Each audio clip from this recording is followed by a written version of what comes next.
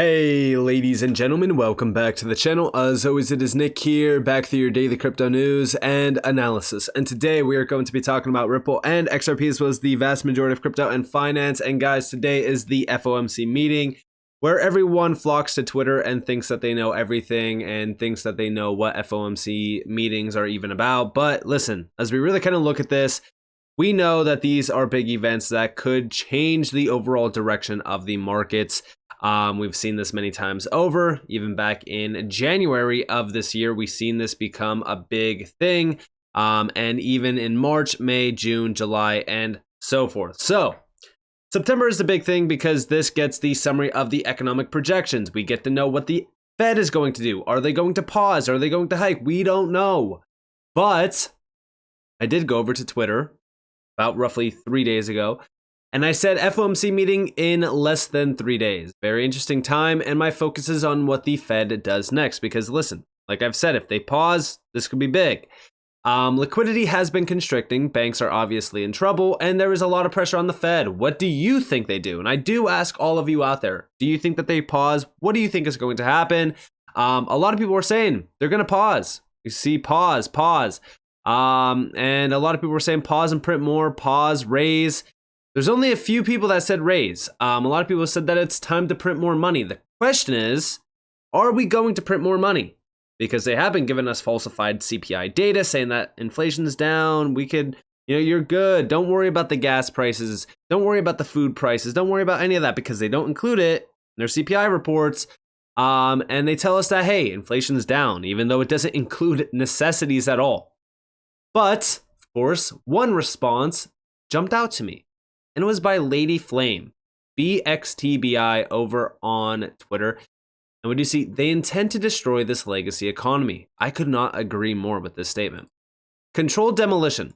The algorithms, e.g. AI, robots, drones, etc., depend on the digital transformation, i.e. mass tokenization, DLTs, etc. Which, by the way, we've kind of already started to see this, right?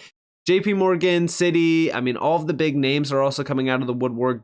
BlackRock, all of these big names like BlackRock and the DTCC, you have Swift, the global organizations, the global money managers, all of these players are jumping into the space at this moment, but they've already been in the space for a while, right? They've also talked down on the space in the past, which the main reason why I foresee them saying, hey, we're jumping into crypto, we're doing this with crypto, we're doing that, is I think that they also realize what's happening because they are part of the plan.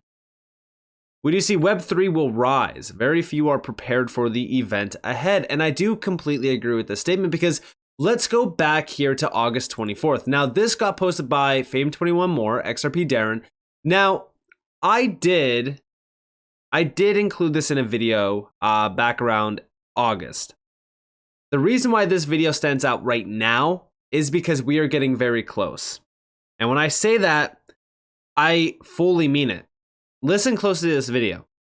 It is for this reason that South Africa continues to advocate for an open and rules-based global governance, trade, financial, and investment system.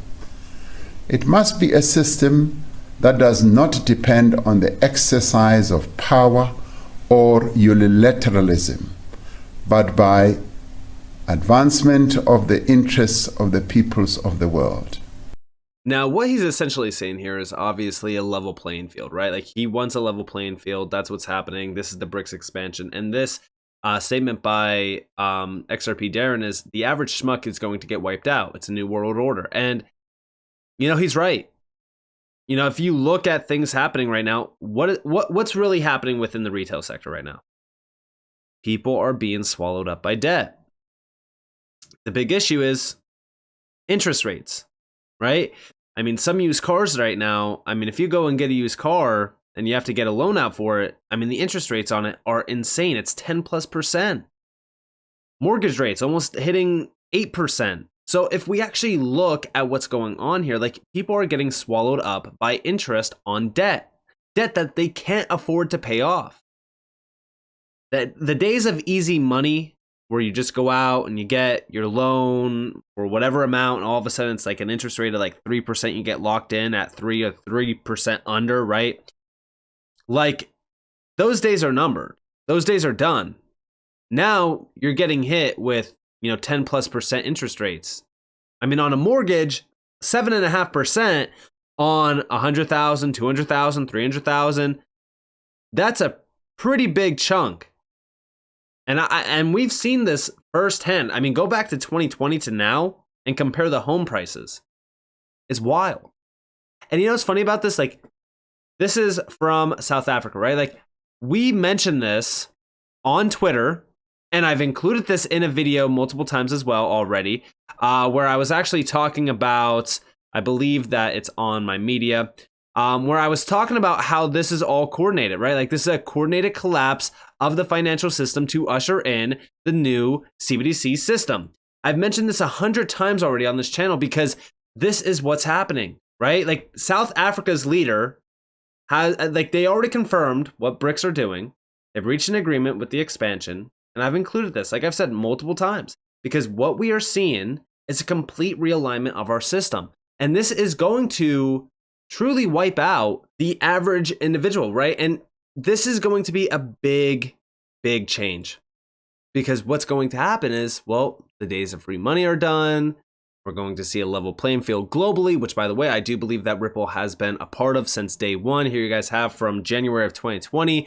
I'm getting used to, the phrase level playing field recently, and sleep calm and relax knowing everything is going to be fine with my precious XRP. Like, here's multiple statements back here around a massive level playing field. Like, here you have David Schwartz, you have an individual from the XRP community, and then, of course, Brian Zagone, who is a big name around the space. You probably know about him.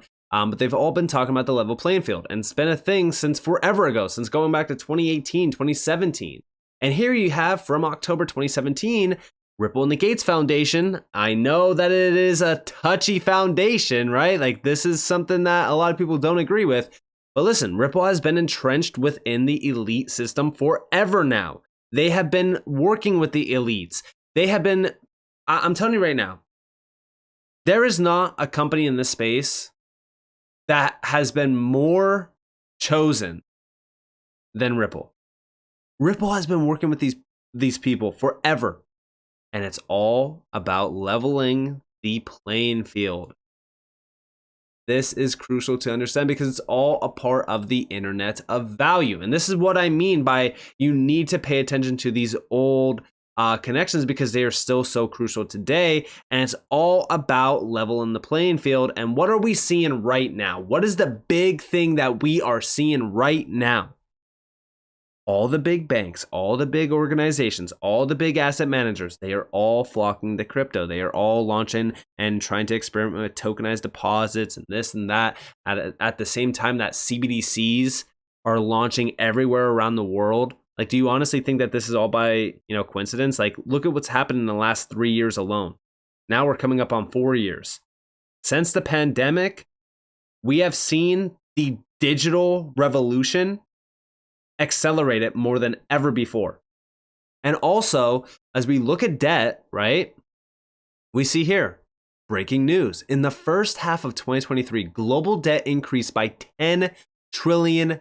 It has surged to a record $307 trillion buried in debt. Liabilities clocked in at a record $307 trillion, up a staggering $100 trillion over the past decade alone. And when you look at debt to GDP ratio, it's over 300%. Now, let me ask you this. What did I just talk about with the debt to GDP ratio? Anything over 60% is concerning. We're at over 300+%. Something needs to change.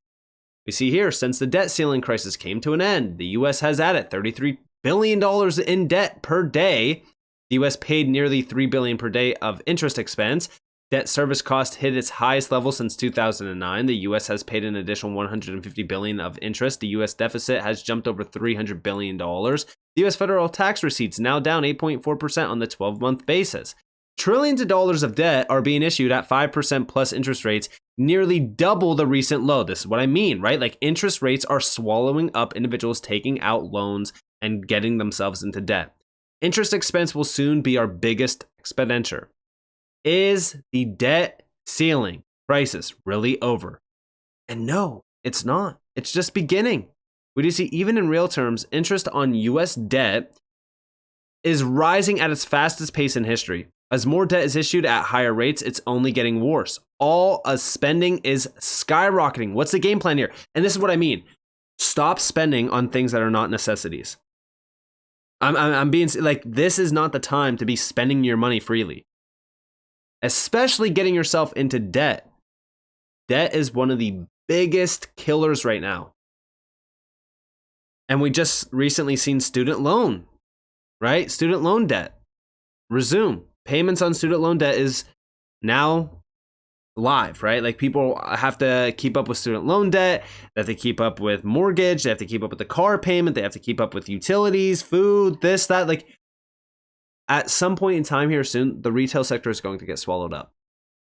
And I completely agree with Darren, right? Like, we are seeing the average schmuck getting swallowed up. And this is why crypto, like, as much as people want to talk down on crypto, like, crypto is a key, crucial piece of all of this. Why do you think CBDCs are launching, and they're underpinned by DLT, right? Like, they're utilizing DLT. We see over here, the US is paying $970 billion in annual interest. The average rate is 2.26. Over 90% of it matures within 5 years, so it will be refinanced at 5% or more. In other words, we'll pay $1 trillion in interest in Q3 and over $2 trillion by 2028. We will pay for it with more debt. That's their answer, right? Like, how long could we keep this charade going for? By 2030, we know that Janet Yellen wants to print another, like, $17 trillion. What do you think happens to crypto during that entire time? Especially those that are deflationary tokens. I think that we can all come to a conclusion on that. And also, by the way, check this out. Good morning, everyone. Hedge funds shorting 2-year Treasury futures hit a record high. These are 3 regulators have sounded the alarm. If the market goes the wrong way, these highly leveraged trades could force hedge funds to pull out quickly, causing a real mess in the bond market. And look at this. I mean, this is a big deal. And we do see in total, hedge funds hold a $600 billion short position against the $25 trillion US Treasury market. Created using contracts to bet on the future price of the asset, according to the BIS research note. And by the way, talking about the BIS spoke today concerning the second phase of the credit cycle, where credit losses are suddenly realized by financial institutions. This will create instability and liquidity issues within the banking system. What's going to happen? We are in a liquidity crisis right now, essentially. This is why I say, like, what is the Fed going to do next?